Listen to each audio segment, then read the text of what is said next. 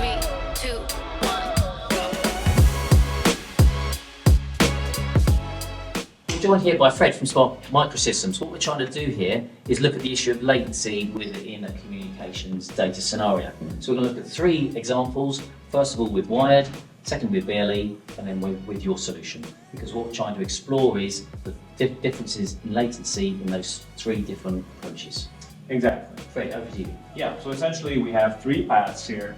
We're sending 96 kilosamples per second, 24-bit audio that's uncompressed. That's an important point with our technology. Of course the wire, we said it a few times already, can do it, all right? And then Bluetooth can do the uncompressed, so we had to use a compressed audio stream, but we'll be able to show the difference. So right now we have a wire that is connected through a electronic drum set through the speaker, and surprise, surprise, when my assistant Bradley here hits the drum,